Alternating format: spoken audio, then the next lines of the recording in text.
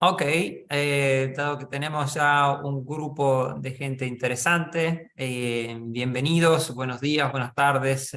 Creo que no hay gente de Europa, pero bueno, en todo caso, buenas noches por si acaso.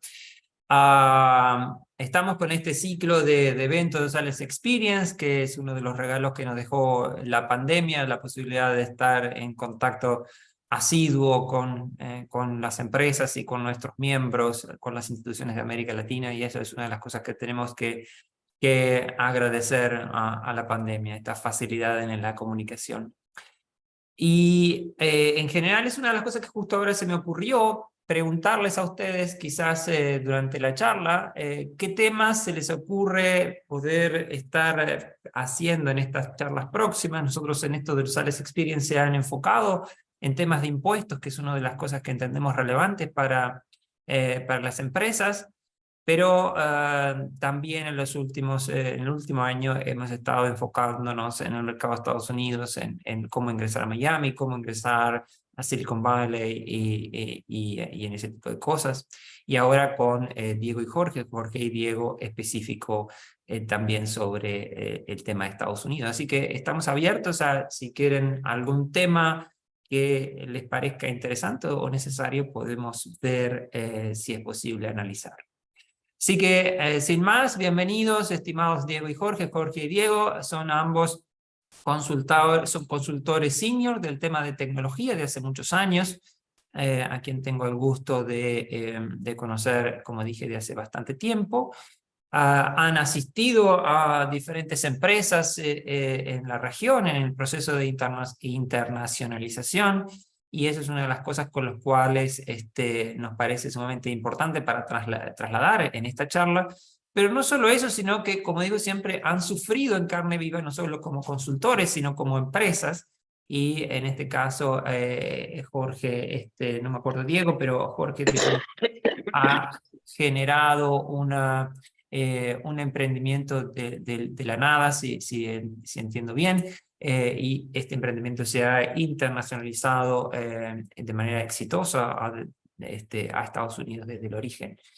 Entonces, así que estamos en manos expertas en cómo ingresar específicamente en el sector de tecnologías a Estados Unidos, y por eso la invitación. Así que muy bienvenidos a ambos. Muchas gracias. Buenísimo, gracias. Está bien. Bueno, esta charla lo que quiere es tratar de ser una charla inicial y tratar de entender cuáles son estos fundamentals o cuáles son los elementos que deberíamos tener presente para empezar a pensar en el tema de exportación a Estados Unidos, que es uno de los mercados más dinámicos a nivel global de esto de servicios y servicios globales y servicios de TI en específico. Entonces, una de las preguntas que se nos ocurre: ¿por qué una pyme de América Latina, en este caso, y o del Caribe, debería enfocarse o priorizar a Estados Unidos?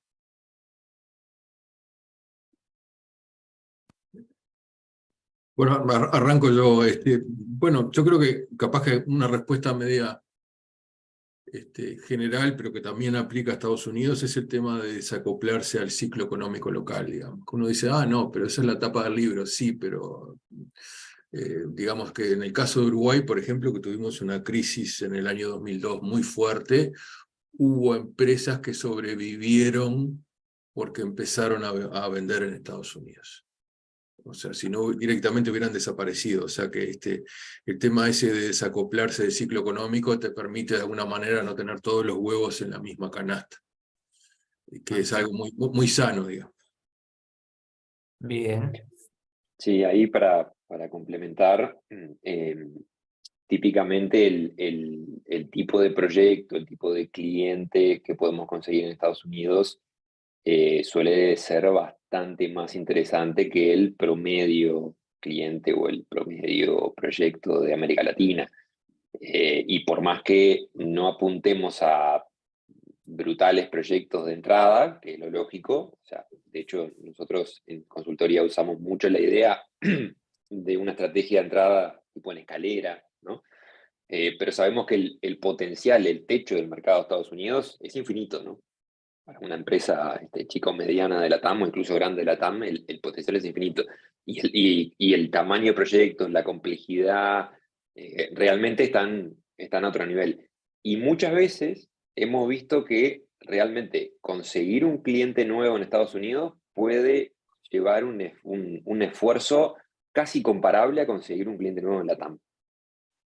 ¿Mm? Y eso, bueno, después podemos ahondar un poco más, pero creo que responde a muchas cosas, ¿no? Y Mm. dale.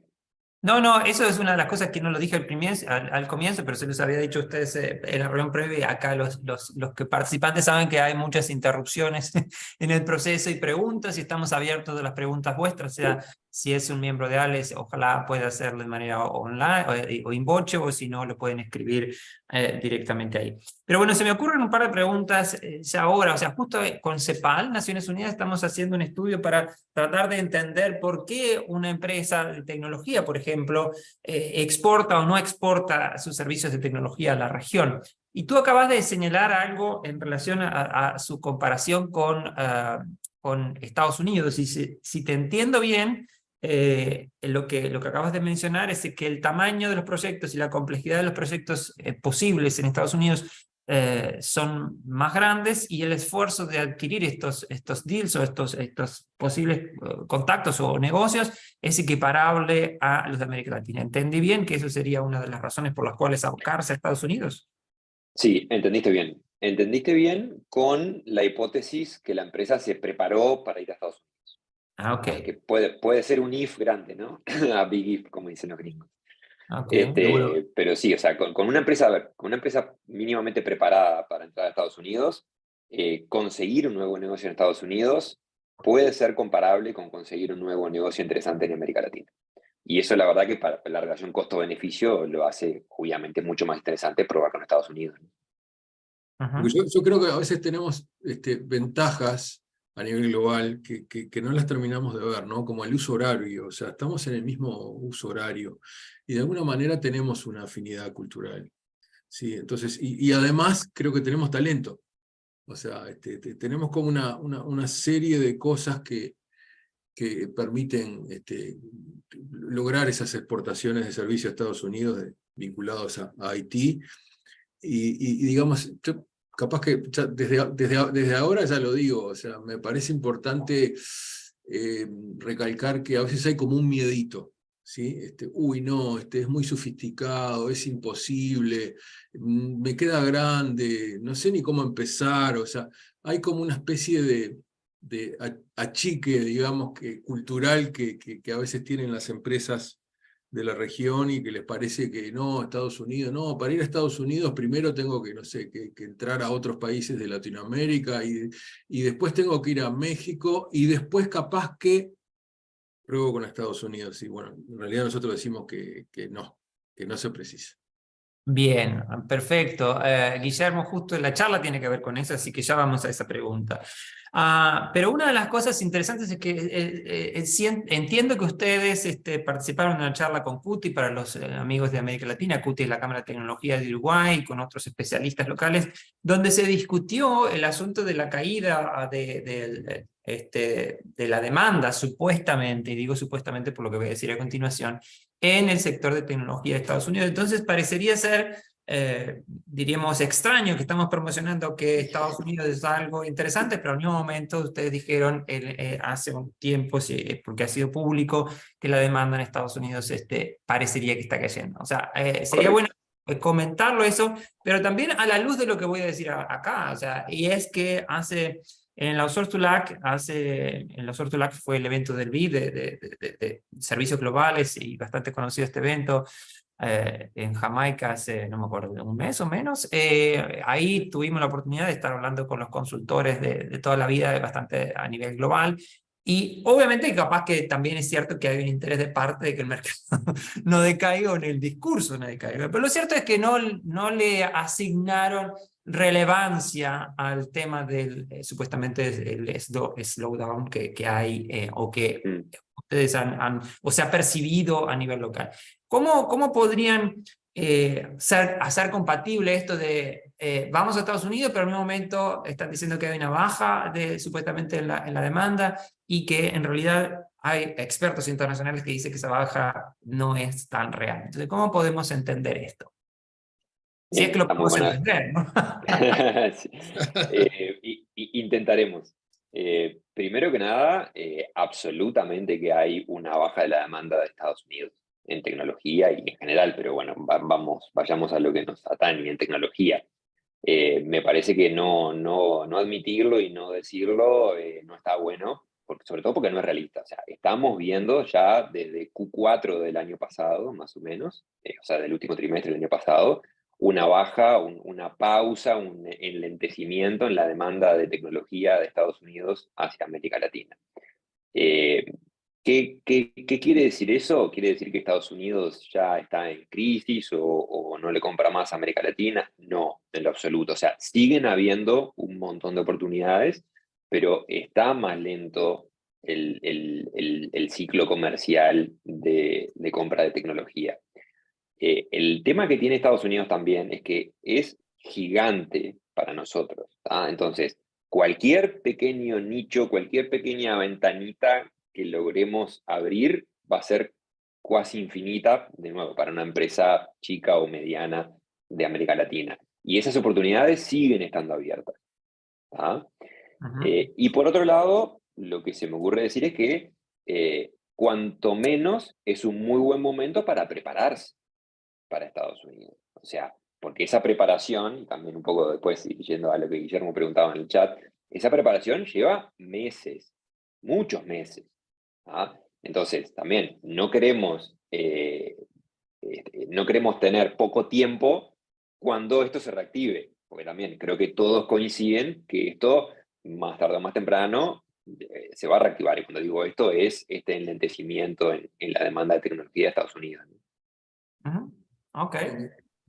Yo simplemente para agregar que, digamos, ese lentecimiento también tiene otra pata, ¿no? Que es que capaz que hay varias empresas en Estados Unidos que se desprendieron de talento en informática a precio de Estados Unidos, ¿no? O sea, también hay una oportunidad y capaz que están mirando más los costos y ahí hay una oportunidad de que miren para el sur en el mismo uso horario, digamos, ¿no? Porque, o sea, yo creo que una ventaja que tenemos es que hace muchos años India era como el lugar indiscutido para ir a buscar talento, indiscutido, y se han quemado, digamos, muchas empresas de Estados Unidos se han quemado con el talento indio por un tema cultural, ¿sí? Funcionan distinto. No sé si da, digamos, creo que no da la charla para hablar de eso, pero creo que nosotros trabajamos con además de que tenemos un uso horario común, con lo cual es muy cómodo trabajar en equipo.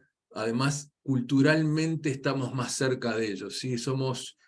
Tenemos como compromiso de entregar un buen servicio, siempre queremos subir la vara. Si nos piden A, B y C, le empezamos a decir capaz a nuestros clientes, ¿y por qué no D? ¿Y por qué no esto? O sea, y ¿estás seguro? Y mirá que hay una forma mejor de hacerlo, o sea, que eso es muy valorado por Estados Unidos, por los clientes de Estados Unidos. Eso la charla la tienen que dar ustedes, pero en la posibilidad de ser convocante puedo opinar también.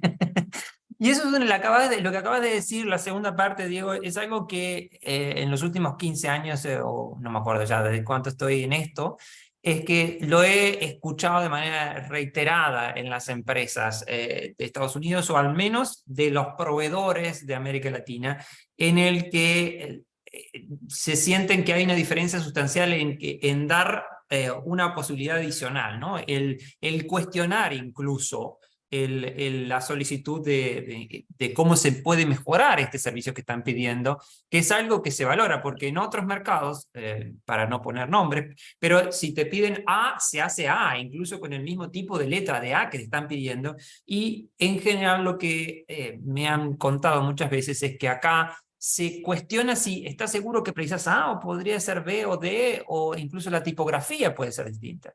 Entonces, me permito confirmar eso que acabas de decir de manera bastante importante.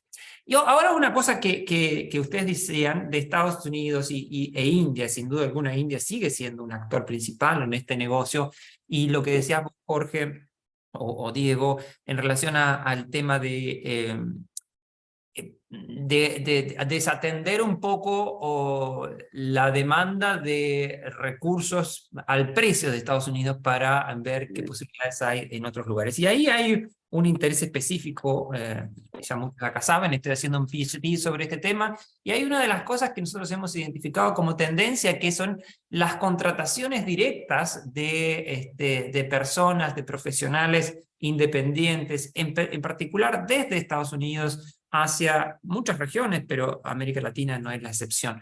¿Ustedes cómo ven esta tendencia? ¿Existe como tal? ¿Qué particularidades tiene? Sí, existe. Existe y empeoró, y uso ese término por supuesto porque nosotros estamos acá en el sur y esas contrataciones como que disrupcionan un poco el mercado, ¿no? Porque en general no les pagan un sueldo gringo, pero tampoco les pagan un sueldo local. O sea, es algo entre medio que para el mercado local van a ser sueldos súper altos, y aún así para los gringos van a ser sueldos súper razonables. Y sí, lo vimos particularmente después que se instaló fuerte el teletrabajo por la pandemia. Eh, y a ver, y coincido en que es una amenaza para las empresas de tecnología de la TAM, básicamente porque no es una amenaza por el lado de la venta, sino es una amenaza por el lado del delivery, ¿no? O sea, de las personas que necesitamos capacitadas para hacer la ejecución de los proyectos de software. ¿Ah? Aún así, a ver, no es como la hecatombe o el final de esta historia, ¿no? Tiene mucho que ver primero con la persona. O sea, si bien hay programadores que se sienten súper cómodos trabajando para una empresa que no conocen casi nada, que tal vez nunca fueron a verla, y trabajar remoto con jefes que tal vez nunca vieron en persona y se sienten cómodos con eso, hay un montón de otra gente que no, que quiere mucho más seguridad, y ahí, por supuesto, los que estamos en América Latina corremos con más ventaja. Y después, hay algún otro comentario, solamente no quiero monopolizar. También recordemos que estos americanos que contratan directamente son los mismos que no les tiembla el pulso cuando hay que echar a 100, hacerlo del viernes al lunes. ¿Ah? Y justamente ese tipo de comunión, digamos, que generamos localmente en cada uno de los países, no es lo mismo. Entonces, incluso muchos developers saben, ok, en vez de estar ganando, no sé, $4.000 en LATAM, estoy ganando 6 trabajando directo para Estados Unidos, pero sé que en cualquier momento puedo ganar 0 y volver a buscar trabajo en LATAM, ¿no? Entonces, de nuevo, como para resumir, sí, lo vemos que aumentó, es una amenaza sin duda, pero tampoco sentimos que es algo que haya como completamente cambiado el escenario en LATAM. Está bien, y así como una amenaza, y eso está claro, y ya luego pasamos a la pregunta específica de qué necesitamos para abrir mercados en Estados Unidos, pero también podría ser una oportunidad para las empresas que están acá para encontrar recursos humanos en otras regiones que no sean sus propios países. Sí, digo, o sea, eso ya está pasando, por lo menos en Uruguay, por ejemplo, se busca en todo el LATAM, porque hace mucho que no hay más, o sea, no hay más mercado disponible de gente. O sea, la gente nueva que va saliendo de las universidades ya no cubre las necesidades, y muchísimas empresas, en el caso uruguayo, están contratando yo creo que casi todos los países de Latinoamérica. Casi, no sé si debe faltar alguno, porque uno empieza a pensar de empresas clientes, y todos tienen en algún lado. Yo quería, disculpame que vuelva un poquito a la pregunta anterior, porque quería recalcar de un caso de alguien que conozco en Chile, que lo contrató una multinacional de Estados Unidos, y a fin de año después de estar un año, no sé cuánto, ¡pum!, le dijeron se acabó, y era porque, bueno, porque había, no voy a decir cuál, pero digo, había que bajar un número, ¿viste? De esos que empezaron a sacar de a 20.000, y el tipo brillante, o sea, y adiós, adiós trabajo, ojo, es lo suficientemente bueno para haber conseguido enseguida otro. Pero lo que estoy diciendo de esto es que funcionan así en Estados Unidos, o sea, es un poquito distinto, ¿no? A veces es el bottom line, la decisión es, y no miran si servís o no servís, o hay que llegar al número, punto, ¿no? Por suerte, por otro lado, tenemos unas ventajas las empresas en general, que es, si por algún motivo se va ese recurso, el know-how queda en la empresa, digamos, ¿no? Eso capaz que es la diferencia entre que contraten directamente a un talento y que contraten a una empresa. La empresa se hace responsable de alguna manera frente a su cliente. Si el talento se fue, bueno, perdiste todo, probablemente perdiste todo. Digamos, si capaz que te lo saqué el talento, bueno, probablemente ya había know-how en la empresa, quedó adentro de la empresa y en realidad te lo tuve que sacar porque estaba aburrido. Estaba aburrido en esa cuenta y hacía 3 años que estaba y pidió por favor sacarlo, pero bueno, de alguna manera me parece que es otro nivel de servicio. No es lo mismo contratar a una persona individual que contratar a una empresa. Ok, perfecto. Si Y, querés... perdón, Sí, claro. sí, solo un comentario que eso que comentaba Diego, de que en general a esa cultura americana no le tiembla el pulso si hay que respetar el bottom line y del viernes al lunes literalmente despedir gente. En ese aspecto solemos ser muy distintos en las empresas de tecnología pequeñas y medianas de América Latina, muy distintos. Es más, creo que cuando hablamos por lo menos con la mayoría de nuestros clientes, el peor miedo es tener que despedir gente, justamente por el tipo de ambiente y de cultura que se busca generar, ¿no? Entonces, en ese sentido es bien distinto. Muchísimas gracias por este bracket de tema, me ha sido muy útil, pero volvamos al tema de Estados Unidos, ¿qué necesitamos entonces para abrir, para prepararnos? Que es una de las cosas que decía Guillermo, si el mercado aún de esta conmoción puntual es interesante, ¿qué necesitamos para atenderlo? Bien, no sé si podemos compartir una sola slide, Javier. Ya, a ver si creo que te tengo que dar Entonces, autorización tenés que hacerme acá. Ya. co-host. Ah, porque tenemos una slide que puede ayudar a eso. Mm,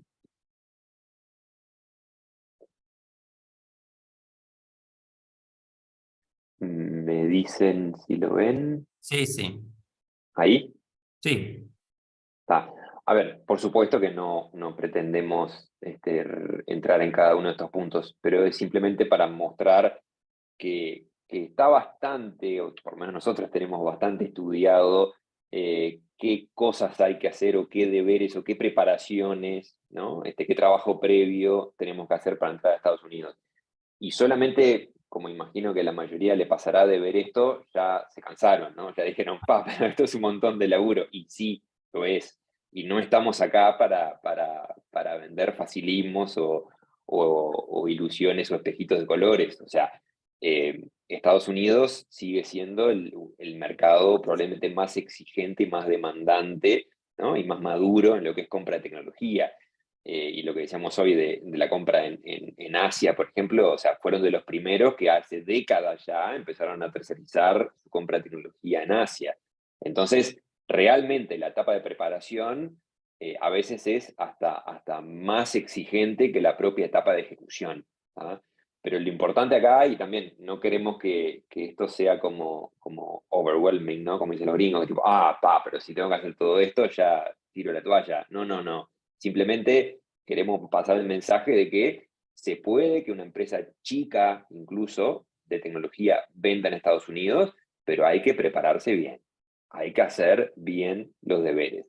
Y también, como se puede ver un poquito acá en el tema de los tracks, como le llamamos, ¿no? Hay un track de eventos, un track comercial, un track de marketing, un track interno, de networking, y después, por supuesto, un track de estrategia que estaría como un poquito antes de todo eso, identificar bien qué segmento de cliente vamos a atacar, qué pains tienen, cuál es nuestra propuesta de valor, qué entrega algún tipo de alivio a esos pains, cómo generar evidencia a partir de nuestra experiencia previa. O sea, hay un montón de elementos a tener en cuenta, pero se puede. De nuevo, se puede. Hay una metodología, o por lo menos, de nuevo, esta es nuestra parte de nuestra metodología, pero hay que hacer las cosas bien y hay que prepararse bien y eso lleva tiempo. Y cuando digo tiempo es en general entre 6 y 12 meses, una buena preparación para una empresa de tecnología que ya trabaja en la TAM, empezar a mirar con seriedad a Estados Unidos. Ok, entiendo que exista una metodología y que ustedes tengan una, pero si tuvieras que decir tres cuáles son de estos, o el primero de los pasos, el primero de los pasos quizás es acá escuchando la charla, pero ¿cuál sería el primer paso que deberían hacer las empresas o el primero en cada uno de estos tracks, con lo que quieras, pero para no dejar simplemente un slide general de todas estas Bien, opciones? bien. Si ven mi cursor en donde estoy parado acá, la parte Ujú. de segmentos, propuesta de valor y offering adaptado. Yo creo que empezaría por ahí. Y a ver, acá la hipótesis es que es una empresa de tecnología que ya trabaja en la TAM, o sea que ya atiende algún tipo de segmento, tiene algún tipo de propuesta de valor, capaz que no la tiene explícita y bueno, y habrá que trabajar en explicitar esa propuesta de valor y tal vez en validarla con sus clientes actuales o pasados, y ya tiene algún tipo de offering, o sea, tiene alguna oferta de servicios o de productos. Bueno, parte de lo que hay que hacer al principio es ver a quiénes les vamos a vender qué en Estados Unidos y por qué no van a comprar.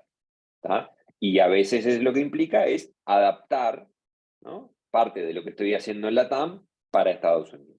¿Tá? Pero sin identificar claramente a qué segmento de cliente le quiero vender y por qué me va a comprar y con qué oferta le voy a llegar y con qué evidencia le voy a convencer, sin eso, es como le decimos a nuestros clientes, sin hacer esos deberes de estrategia, lo que terminamos haciendo es como si estuviéramos en una esquina dándole un folleto, ¿no?, a cualquiera que pasa por la esquina, o sea, un papelito así a cualquiera que pasa. Bueno, o sea, si no hacen esos deberes de entender la estrategia de a quién le voy a vender y por qué, bueno, van a estar prospectando Estados Unidos a cualquiera y van a creer que cualquier segmento de cliente vale lo mismo para ustedes y no es así. Yo- Dime. no, simplemente quería decir, digamos, conceptualmente que una cosa muy importante es no parecer commodity, ¿sí? O sea, tener algún tipo de diferencial, o sea, resaltar en algo, digamos, porque, digamos, no alcanza con ser bueno, ¿sí? No, pero nosotros somos unos genios y nosotros somos, no sé, los mejores del mundo. Sí, pero mirá que no pareces bueno. O sea, es esa parte fundamental. Además de serlo, hay que parecerlo, hay que lograr algún tipo de diferencial para que resuene lo nuestro, ¿sí? O sea, porque a esa gente que nosotros vamos a tratar de contactar les llegan miles de mensajes y los ignoran todos y están deseando borrar y que no les lleguen más nada. ¿Y por qué el mensaje nuestro les va a resonar? ¿Sí? En eso Ok, trabajamos.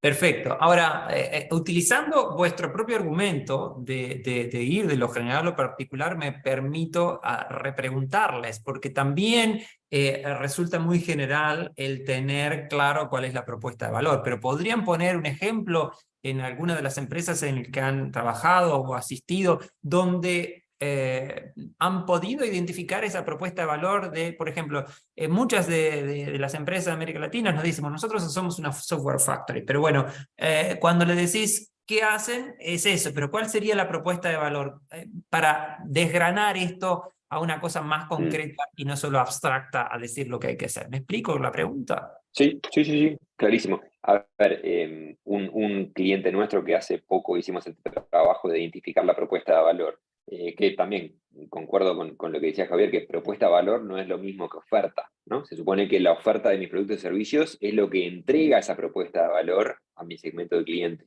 ¿tá? Es como la vía, ¿tá? Ahora, una propuesta de valor que hemos identificado, por ejemplo, es en un cliente nuestro que le implicaba, o sea, su existencia, ¿no? La existencia de nuestro cliente y los servicios que proveía, le implicaba a sus propios clientes que eran como ser ser como su área, su departamento de desarrollo, pero por fuera. O sea, los clientes sienten que por la cercanía y por el tipo de servicio que esta empresa les da, sienten como que tienen su área, su departamento de desarrollo de software, ¿tá? Pero en realidad sin tenerlo, sin todos los dolores de cabeza de haber tenido que contratar personas y hacerlas trabajar en equipo, y que sea un equipo de alto desempeño, etcétera, haciéndolo, contratando una empresa, pero sintiendo que entienden su negocio y que actúan como si fuera el departamento de tecnología de ese propio cliente, sin hacerlo. O sea que si entiendo bien, entonces la propuesta de valor de ese caso puntual sería la cercanía con las personas. Exactamente. Okay. Exactamente. Que por supuesto también, no quiero adelantar mucho, pero parte del trabajo nuestro fue decir, ok, pero ¿cómo hacemos escalar eso? ¿Ah? Porque esa cercanía y eso que el cliente sienta que que sos como su departamento de tecnología, no es sencillo de escalar para lograr ser 100 personas en unos años. Pero es otro problema. Y después, Claro. otro pequeño comentario, no es lo mismo propuesta de valor que diferencial. A ¿Ah? ver. O sea, claro, la propuesta de valor es qué valor le doy a mis clientes, qué valor de negocio le aporto a mis clientes. ¿Tá? Por ejemplo, en este caso, le doy como si fuera un área de tecnología sin los problemas y dolores de cabeza de crear un área de tecnología interna en el cliente. Ahora, esa es la propuesta de valor en este ejemplo.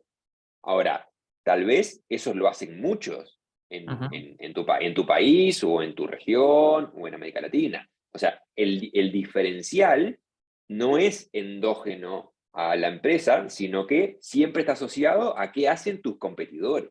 O sea, cómo me diferencio de mis competidores. Por eso también está bueno, y de las primeras cosas que hacemos es separar los términos, ¿no? Separar lo que es el offering, que es lo que vos haces, que es lo que vos entregás, de la propuesta de valor, que es el valor de negocio que le entregas a tu cliente, del diferencial, que es cómo te diferencias de los demás. No, a mí me gustaría comentar un problema muy tradicional o muy clásico que vemos mucho en empresas de Latinoamérica, que es que la oferta es muy amplia. ¿Sí? Sí, Somos una coincido especie de, totalmente. somos como una especie de hombre orquesta. ¿Y al dónde querés exportar? A donde me compren. Ahí va, sí. Entonces, el problema con esa, a ver, que yo no estoy diciendo que esté mal o que esté bien, o sea, bueno, a ver, es lo que armé que me permite sobrevivir. Ok, el problema que tiene para Estados Unidos es que si uno muestra una oferta muy amplia, no da un buen mensaje. ¿Por qué? Porque en Estados Unidos valoran mucho la especialización. Entonces, si uno empieza a mostrar una oferta media amplia, te dicen, tenés 1000 colaboradores, no, 1000, 2000. No, somos 20. Ah, bueno, gracias, mira, me tengo que ir.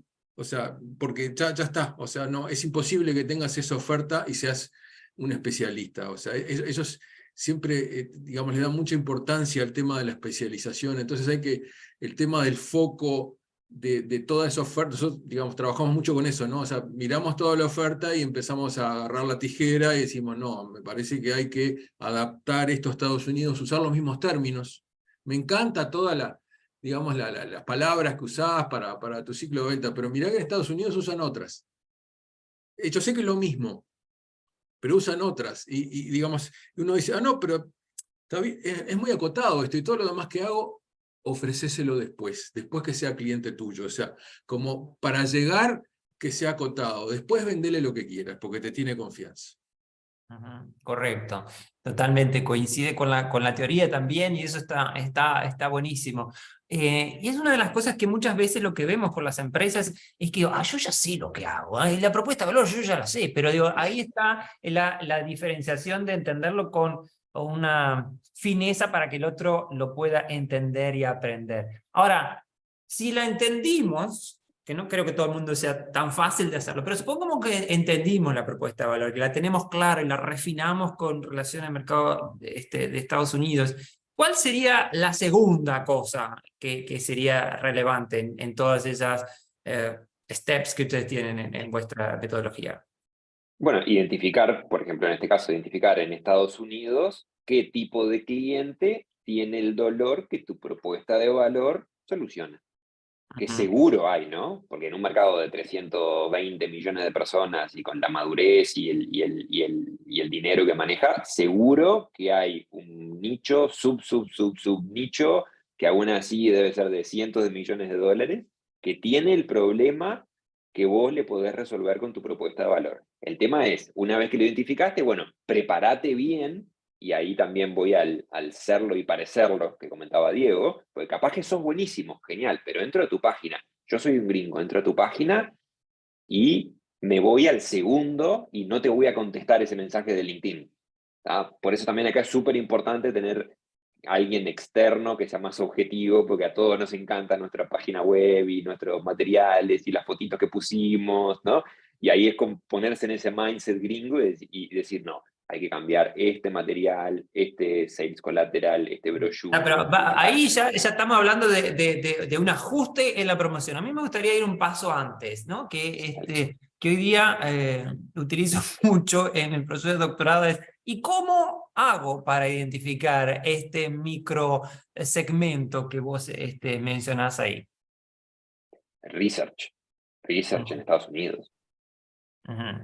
¿Y alguna pista Más, para hacer research en Estados Unidos? Dale, Diego. Una cosa simplemente que quería agregar vinculado también aquí en venderle es que es muy importante la evidencia que tenga, ¿sí? O sea, a ver, porque acá voy a decir otra diferencia entre vender local y vender a Estados Unidos. Yo local muchas veces, y vendo porque tengo conocidos, ¿sí? Me conocen, tengo 3 líneas y van a verificar que ya hice un buen trabajo, nada, B y C. En Estados Unidos tengo como una tarjeta de presentación en blanco. Está en blanco, o sea, no me conoce. Entonces, de alguna manera como que tengo que cambiar mi mindset de cómo le voy a vender. Entonces, es cómo le genero confianza. ¿Sí? O sea, una forma es ser súper profesional, tener los mensajes muy claros, pero otra cosa importante también es, digamos, de esa oferta acotada, ver qué evidencia tenés que pueda llegar a resonar en Estados Unidos, ¿sí? O sea, ojo, en ese diagrama que puso Jorge, dice casos de éxito, pero digamos, es más a fondo, ¿no? Es esa evidencia que vos, esos casos que tenés, que capaz que nunca los habías escrito, nunca estaban explícitos, nunca averiguaste ni qué impacto tuvieron en el cliente, porque capaz que hiciste un flor de servicio, pero capaz que el cliente, no sé, aumentó las ventas en 300% y ni te enteraste. ¿Tá? Entonces, o sea, hay que trabajar mucho en eso, o sea, también a partir de qué evidencia tenés es qué segmento vas a elegir. Suponete que tenés una buena evidencia en health tech, ¿sí? En salud. Y bueno, ese es un segmento que habría que ir a atacar, porque tenés algo que te respalda, de que sabés la jerga. Está bien. Con relación, querías hablar, Jorge, de la pregunta anterior, si no, de todas formas, a mí me gustaría hacer una respuesta potencial a mi pregunta. Dale. Ok. Sin duda que la investigación es un elemento clave y para los empresarios, que asumo que son la mayoría, a menos que sean también los miembros de ALES que están, puede ser en términos de Jorge un dolor hacer esa investigación, a menos que lo haga una persona del staff. Y si no se tiene un especialista, puede ser un desafío. Pero muchas veces nuestros países no utilizan quizás de manera óptima, por así decirlo, lo que son las capacidades existentes de nuestros países. Y muchos de nuestros países tienen oficinas comerciales o antenas comerciales en diferentes mercados, y Estados Unidos no es la excepción. Hay algunos que tienen específicos, y hemos traído acá en Miami o en Silicon Valley y demás. Obviamente que la aproximación a estas antenas son quizás el desafío de cómo hacerlo para que vayan y encuentren, ¿no? Si encontrame clientes, si vos vas a una embajada a decirle invocarme cliente, seguramente es, como dijimos, muy general. Pero si vos generás una cosa, como una propuesta muy concreta, le decís, estos podrían ser mi tipo de clientes, me podrías ayudar a identificarlos, a hacer un primer contacto, podría ser que facilite la gestión del otro y de esa manera te puede ayudar, ¿no? Tienes que pensar el otro que también está haciendo su trabajo. Dime. Sí, está bueno eso. Y hay un comentario también, Javier, que lo hemos visto en particular con un país en LATAM que tiene una presencia interesante de oficinas comerciales en Estados Unidos. No hay una educación de esas oficinas para vender servicios y mucho menos tecnología. Y lo digo en un buen sentido, educación, ¿no? O sea, no saben. O sea, saben vender, no sé, las frutas o los minerales o lo que sea, o sea, bienes, pero no, digamos, tenemos que ayudarlos mucho para que nos ayuden a vender servicios o productos de tecnología. Correcto, y eso lo podés decir perfectamente porque nuestros propios miembros nos lo dicen, o sea, nuestros agentes, nuestros miembros, quiere decir los pro Colombia, pro Chile, pro Uruguay 21, no tenemos capital humano entrenado en cantidad suficiente para poder esto de promocionar los servicios, porque es diferente a los bienes. Entonces, por eso el mensaje era que sean específicos en cómo poder ayudar a esa persona a que ellos están para ayudarlos, pero si ustedes le dan como esto es un prompt para el chat GPT muy general, no les va a dar una respuesta. Entonces, si ustedes afinan esa pregunta de manera muy concreta, mira, estos son mis potenciales clientes o mis segmentos, podés hacerme una presentación, no sé, pero tratar de ser muy específicos. Entonces, eso de la investigación sería como un segundo paso. ¿Y el tercer paso cuál sería? Si quizás esto de cómo acercarme a ese cliente una vez identificado, si entendí bien. A ver, no sé si tercer paso, pero yo creo que también algo que hay que hacer cuanto más pronto mejor es poner un dedito en el agua y a ver si está fría, está tibia o está congelada, ¿no? O sea, hacer una pequeña campaña en LinkedIn, hacer un viaje, capaz que ir a un evento relacionado a la temática o a la industria o a las tecnologías que quiero en el futuro venderla a Estados Unidos, hablar con uno, hablar con otro, o sea, salir un poquito de las cuatro paredes, ¿no? O de nuestras estrategias y pizarrón, etcétera. O sea, por eso digo, de poner un dedito en el agua, porque, a ver, muchas veces hemos visto que nuestros clientes dicen, ah, bueno, pero no sé, no voy a preparar muy bien este viaje porque es la primera vez que voy. Y sí, lógico, y vas a pagar para aprender. Pero está bien eso, está bien pagar para aprender. Claro, hay que contener ese experimento.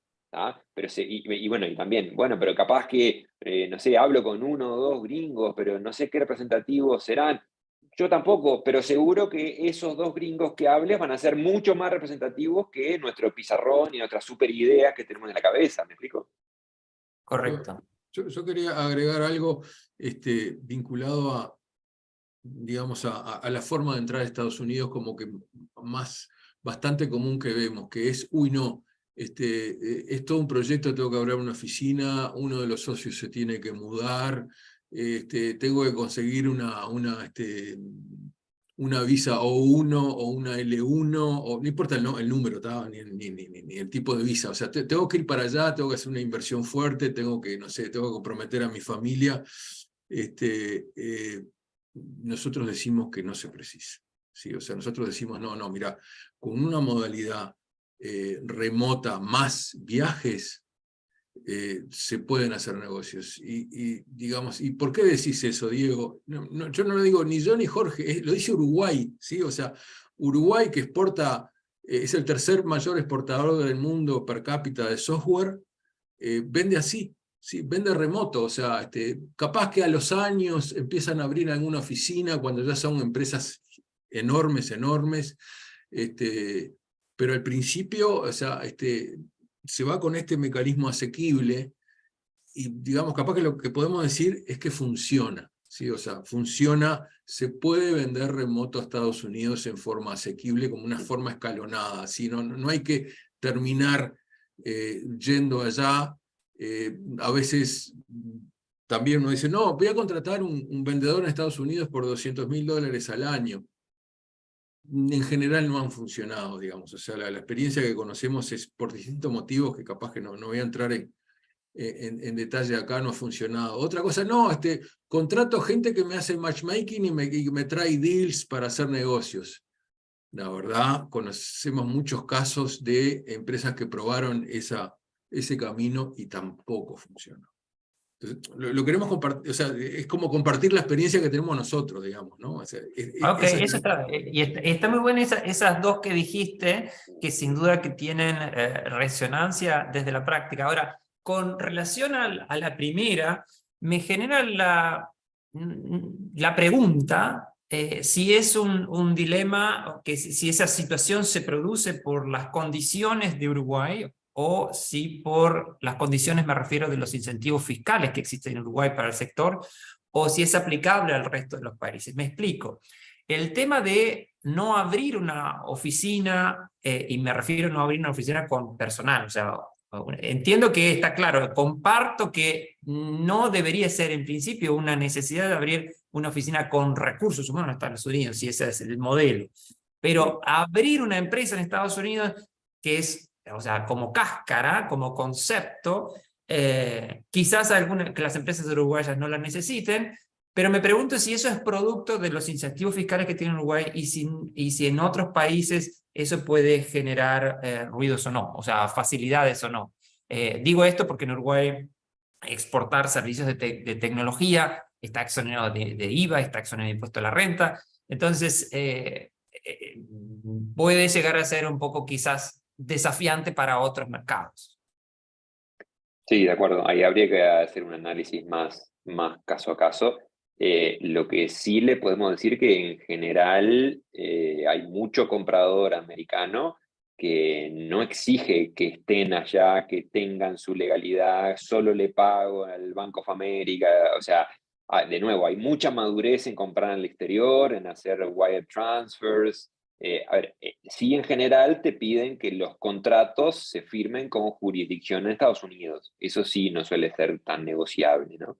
Pero el resto de Claro. las cosas, el gringo en general está acostumbrado a hacer. Pero por eso, es que eso quizás es mi cuestión, es que no lo sé, no tengo una respuesta, que por la demanda entendí que vuestra respuesta es de que no es necesario. Me refiero a que por la oferta, que en algunos mercados puede ser conveniente tener la empresa en otras jurisdicciones por razones Sí, sí, impositivas, por ejemplo. Pero sí, no es acá la pregunta central de esta charla. Me quedo con el concepto de desde la demanda no se hace necesario allá. exacto. Perdón, Sí, hay sí, hay un preguntas par en de el chat. preguntas, Sí, correcto. eso. Una que tenía que ver con las alianzas, pero antes de esas preguntas, tú estabas hablando de meter el dedo en el agua. Ahora, hay muchas formas de meter ese dedo en el agua o probar esa agua a través del dedo. Y tú mencionaste algunas, y considerando que asumo, que no lo sé, que la mayoría de las empresas de esta importante audiencia que tenemos hoy, 86 todo en términos relativos, pero para nosotros es interesante, ¿cuál sería una, como de los steps, ¿no? ¿Cómo podríamos ser una o dos posibles recomendadas de estas? Vos dijiste de ir a una feria, ir a un evento, hacer unos contactos. ¿Cuál podrían ser, no sé, alguna sugerencia de por cuál podríamos empezar? Yo creo que hacer un viaje es una buena idea. A ver, generar un viaje corto y si uno no tiene muchas exigencias desde la TAM a Estados Unidos, capaz que por $5.000, por poner un monto de inversión, que una empresa que ya está funcionando no debiera ser algo prohibitivo, podemos aprender mucho, mucho. A ver, tal vez antes de eso, bueno, como decía, intentar, obviamente, mover la network, ¿no? O sea, tenemos contactos, sabemos que fulano, que es un amigo de un amigo, está en Nueva York y más o menos relacionado a esto. Bueno, y yo ya empecé a hacer mis deberes, creo que tengo claro una propuesta de valor, articulé un posible diferencial, pero lo tengo, ¿no? Entre comillas, ¿no? Con un grano de sal, como dice los gringos, y bueno, y me muevo un poquito, pongo ese dedo en el agua para validar esas primeras hipótesis de mi propuesta de valor o de mi diferencial. Correcto, está bien. Una de las cuestiones que nos pregunta Rodrigo que tiene que ver con los partnerships o las alianzas, y definitivo desde la teoría es un elemento clave esto de las alianzas, es hacer alianzas o venderle al cliente, a la empresa, o pueden ser la situación mixta, pero ¿cómo ven esto de las alianzas ustedes en el caso de Estados Unidos? Voy A yo, ver, digo. sí, no, a ver, Bueno, no, simplemente, o sea, venderle a usuarios finales de entrada, creemos que es un tema complejo, digamos. O sea, normalmente se va a través de intermediarios que son agencias de IT allá, empresas integradoras de IT, que capaz que están atendiendo salud, agarro salud por agarrar un ejemplo, ¿no? Entonces capaz que, uy, mirá, sí, mirá, en Nueva York hay una agencia que la mayoría de los clientes son de salud, y bueno, y yo también sé de salud, y soy experto en eso, y conozco las normas, y conozco la jerga, y tengo casos de éxito, aunque capaz que no sea de una empresa de Estados Unidos todavía, porque estoy intentando entrar, y bueno, capaz que contacto a esas agencias, por ejemplo, ¿no? Esos son intermediarios que digamos que de alguna manera son más accesibles, capaz que en realidad no me van a contratar un proyecto entero primero porque no me conocen mucho, pero capaz que me piden un desarrollador o dos por un tiempo, yo qué sé, es un ejemplo esto, ¿no? 2 o 3 meses, y entonces capaz que quedaron contentos y se dieron cuenta que somos muy buenos, ¿no? Porque siempre lo más difícil en esto es conseguir esa call. O sea, si conseguimos la call, probablemente, no te digo que cierres el negocio, pero como que ahí le transmitís todos digamos, tus conocimientos y tu experiencia, y se van a dar cuenta que sos bueno. El problema es lograr esa call. Ajá. y ahí para complementar, primero que totalmente de acuerdo que es súper sano ver partners o partnerships o canales de distribución, y ahí también depende un poquito porque hay diferencias si es una empresa de productos de tecnología o una empresa de servicios de tecnología. Nosotros trabajamos un poco más con servicios de tecnología. Ahora, hay que pensar también qué hay para ese partner, ¿no? Como dice Lorenzo, what's in it for me, ¿no? O sea, pero ¿qué gano yo? Y ahí lo que nosotros vemos es que suele haber como dos tipos de esos partners. Uno es a quien yo le suplemento su propuesta de valor. O sea, hacemos lo mismo y bueno, y yo te doy recursos más baratos y que el tipo margina por arriba. Y eso está perfecto, perfecto. Me encanta, sobre todo, como decíamos, en esa escalera que es la estrategia de entrada de Estados Unidos, los primeros escalones que sean así, está genial. ¿Ah? Porque, ok, capaz que vendemos casi igual o vendemos al mismo precio que en nuestra región de origen, pero empiezo a aprender cómo trabajar con Estados Unidos. ¿Tá? Pero en ese caso es que el pescado más grande le compra al pescado más chico que somos nosotros. Y eso le llamamos suplementar la propuesta de valor. Pero también podemos complementar la propuesta de valor. Por ejemplo, somos una empresa que se especializó hace varios años en blockchain. Entonces voy a una empresa de Estados Unidos que tenga desarrollo web, móvil, pero no tenga blockchain. Entonces, tal vez le interesa complementar su propuesta de valor con la mía. Y ahí es un escenario muy distinto, pero los dos súper válidos. Correcto, y de acuerdo a lo que es la teoría y demás, o sea, sin duda que en ese segundo escenario que vos planteás se puede generar más valor para la empresa en este caso Totalmente, totalmente. Pero es lo que más tiene este complejo. segundo, exactamente, más complejo, ¿por qué? Porque tienen que decirle a su cliente final de tu existencia. O sea que el white label ahí no suele funcionar. Porque el cliente final, obviamente que no es tonto y va a decir, pero pará, ¿vos ahora sabés blockchain de la noche a la mañana? No, no, trabajo con una empresa de tal país, ¿no? Sin embargo, en el Correcto. primer escenario, en el escenario donde le suplemento, donde le doy más de lo que ya tiene, ahí sí el white label, es marca blanca, suele ser lo mejor porque además le baja el riesgo a mi intermediario, ¿no? Ujú. Hay uno de los elementos desde el punto de vista de la teoría que se ha mencionado un par de veces acá, es el valor de las relaciones o networking para Uf, exportar servicios. En Estados Unidos, ¿esto es una excepción o sigue la regla? no, sigue la regla completamente, Ujú. completamente. Sí, sí, sí, sí. Inclusive con el tiempo, una cosa muy importante es que nuestros clientes nos empiezan a referenciar. Ujú. Nuevos clientes. O sea, en la medida que nos tienen confianza, no sé, ellos mismos se empiezan a referenciar. O otra cosa que pasa en Estados Unidos, que no pasa tanto en la TAM, es que allá hay mucha movilidad de empleados. Entonces, ese ex empleado de un cliente nuestro y Le termina sigue. siendo un embajador nuestro. ¿Sí? Ujú. Porque como ya no Sí, sabe que trabajamos bien, y nos tiene confianza, él nos vende.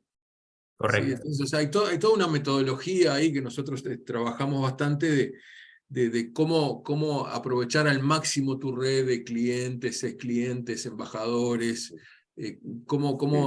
porque es importante, es una parte de la ecuación de ingresos que no hay que descuidar. Y tenemos casos que a veces, en algún cliente que nos han dado pena, que a veces hemos hablado con algún ex cliente de ellos, y saben lo que nos dijo, ¿y en qué andan? No tengo idea, me encantaría saber en qué andan. ¿Hicieron algo nuevo? ¿Me siguen? Entonces, porque no tenían ni una newsletter, digamos, o sea, no, ni estaban en contacto, ¿no? O sea, es muy importante también mantener la relación con los ex clientes, que en realidad hicimos un buen trabajo y de repente lo borramos. Bueno, eso, digamos, todo eso es parte de mecanismos de maximizar nuestras ventas. Sí, creo que un comentario cortito. Es súper importante ese networking y generar una relación, empezar a generar confianza de a poco en una relación para Estados Unidos, totalmente, y mucho más en lo que es venta de servicio, que es una promesa, ¿no? Le vendemos una promesa en esencia. Y yo diría que con Estados Unidos aplica eso de que si no me conocen, no me van a comprar. Si me conocen, tampoco quiere decir que me van a comprar. O sea, no es un tema de amiguismo, porque soy macanudo. No. O sea, son súper profesionales. Pero si no nos conocen y no generamos un mínimo de vínculo, tampoco nos van a comprar. Y además, ellos, Esto en de general, las relaciones, déjame dale. meter una importante que es, para generar relaciones, sobre todo con clientes que ya tenemos, la importancia de las misiones inversas. ¿Sí? No es solamente yo voy, los traigo, ¿sí? Porque los traigo y van a ver que no estoy en el medio de la selva, que el nivel de cultura que tenemos en la raíz, pero es así. O sea, en el No, me nivel de río porque cultura es bastante común que eso pase. Que no, pero entonces, no, lo ese queremos decir ejercicio. porque a veces hay gente que no lo hace, ¿sí? O sea, y son importantes las misiones inversas. No solamente es ir, también traerlos. Entonces, lo traes y se dan cuenta de lo hermoso que son nuestros países y digamos, de que las culturas son mucho más parecidas de lo que nosotros creíamos y eso afianza la relación.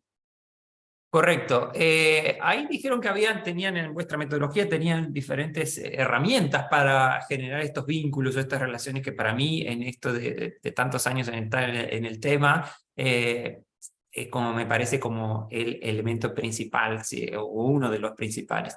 ¿Cuál sería, según ustedes, uno o dos de estos tips que se puedan decir para generar estos vínculos, ¿no? Porque desde acá parece que estamos muy lejos de Estados Unidos, pero bueno, ¿cuál podrían ser esos elementos que podrían, por ejemplo, acá en Uruguay, que estamos los tres en este caso, la gente va al club de golf o se hace miembro del club de golf, no precisamente porque le gusta el golf, algunos que sí, pero la mayoría no, sino porque se hacen ahí negocios. Entonces, pero pensando en Estados Unidos y tecnología, ¿cuál podría ser un tip interesante para generar estos vínculos? Uno, volvería a lo que comenté hoy, viajar, conocer gente en un evento. En general los eventos tienen un espacio de networking, de speed dating, muchos incluso una app en donde hace un matchmaking antes de ir. Y en general, por supuesto que generalizar es errar, ¿no? Pero en general los empresarios americanos siempre tienen ahí algún tiempo dedicado a conocer gente nueva. O sea, son bastante abiertos en ese sentido, ¿ah? Y bueno, y una vez que se empieza a generar un vínculo, volvemos un poquito a lo de ser y parecer que decíamos antes, que no alcanza con ser buenos, tenemos que lucir profesionales también. Y tal vez otro tip que es más a nivel personal, pero por supuesto acá justamente lo personal y lo soft impacta muchísimo en generar un vínculo con otro, ¿no? Porque o sea, somos seres emocionales también, no solamente racionales y transaccionales. Y también está un poco ese tip, quería decir, de ir confiado con lo que tenemos, ¿no? O sea, ir confiado, no tal vez con el ego arriba, pero sí confiado, decir, mira, realmente estoy convencido que te puedo ayudar y estarlo, ¿no? O sea, ¿por qué? Porque ya hicimos, como decía, los deberes anteriores y bueno, identifiqué que esta persona pertenece al segmento de cliente que yo realmente creo que le puedo aportar valor, ¿ah? Y desde ese convencimiento personal de que tengo un buen equipo y que sé que te puedo aportar valor, el otro lo percibe.